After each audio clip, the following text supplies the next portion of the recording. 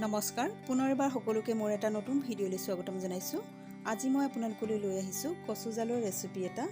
আমাৰ অসমীয়া সমাজত পৰিয়ালত কেঁচুৱা সন্তান জন্ম হ'লে 3 দিনৰ দিনা কচুজাল দিয়া পৰম্পৰা অতীজৰে পৰা চলি আহিছে আৰু সেই কচুজাল খাই মোৰ আৰু বেটাৰ কি অৱস্থা হৈছিল তাকে আপোনালোকলৈ ভিডিঅ'টো আগবঢ়ালো।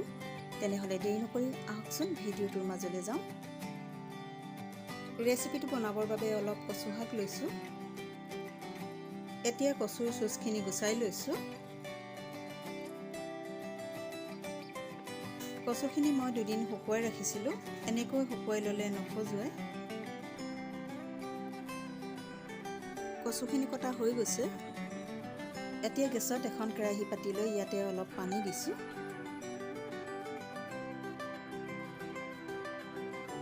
কচুখিনি ভালদৰে ধুই ললো আৰু এতিয়া ইয়াতে দি দিছো। লগতে এটা কাটি ৰখা আলু দিছো। এতিয়া গুটেইখিনি ভালদৰে লৰাই আলুখিনি তললে কৰি দিছো, তেতিয়া সিজিবলৈ সুবিধা হয়।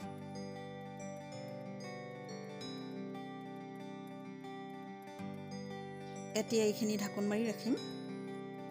এতিয়া কচুখিনি সিজালৈকে মছলাখিনি ৰেডি কৰি লৈছো।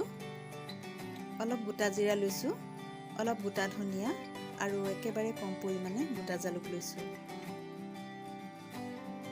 মছলাখিনি অলপ ফটালৈকে ভাজি লৈছো। মছলাখিনি ভজা হৈ গৈছে। এতিয়া মিক্সি জাৰ এটাতে পিচি ললো। এতিয়া মই কচুখিনি চেক কৰি লৈছো। এয়া খুব ধুনীয়াকৈ সিজি গৈছে।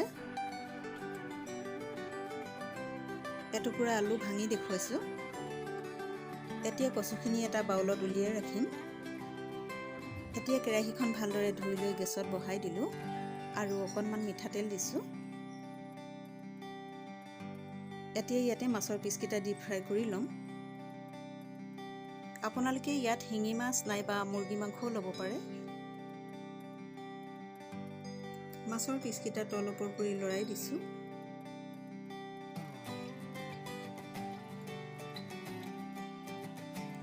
মাছ ভজা হৈ গৈছে। এতিয়া একেখিনি তেলতে দুটা শুকান জলকীয়া আৰু এখিলা তেজপাত টুকুৰা কৰি দিছো। অলপ দেৰি ভাজি লৈছো। এতিয়া কাটি ৰখা পিঁয়াজখিনি দিছো আৰু পিঁয়াজখিনি অলপ ৰঙচুৱা পৰালৈকে ভাজি লৈছো।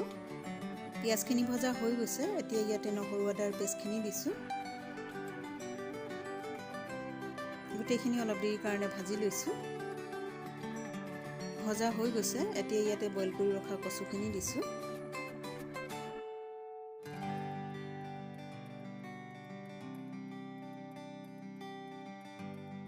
গোটেইখিনি এবাৰ লৰাই দিছো। সোৱাদ অনুসৰি নিমখ আৰু হালধি গুড়ি দিছো।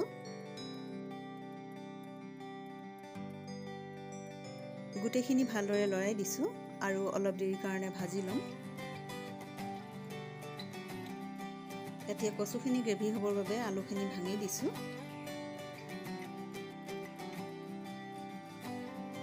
এতিয়া ইয়াতে বইল কৰি ৰখা পানীখিনি দিছো।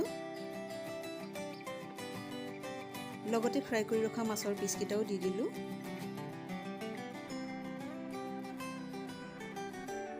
এতিয়া অলপ দেৰি কাৰণে ঢাকন মাৰি উতল আহিবলৈ দিম। অলপ দেৰি পিছত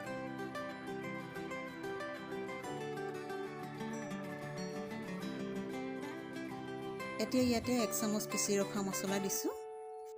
ইয়াত মই জালুকৰ পৰিমাণটো কমকৈ দিয়া কাৰণটো হ'ল কেঁচুৱাৰ মাকে বেছি জালুক দিয়া কচুজাল খালে মাকৰ গাখীৰত গুচি যায় আৰু সেই মাকৰ স্তনপান কৰিলে কেঁচুৱা গা জ্বলা পোৰা কৰিব আৰু বিভিন্ন ধৰণৰ সমস্যা দেখা দিব পাৰে।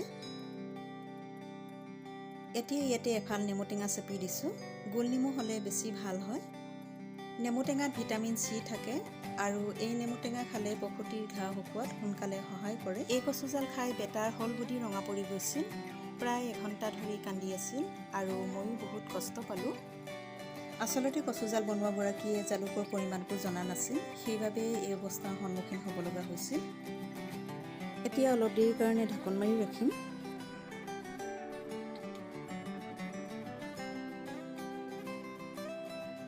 এয়া আমাৰ কচু জাল ৰেডি হৈ গৈছে। এতিয়া শেষত অলপ মান ধনিয়া পাত কাটি দিছোঁ।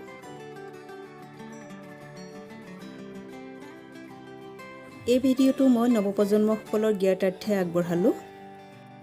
আশা কৰোঁ নিশ্চয় উপকৃত হ'ব।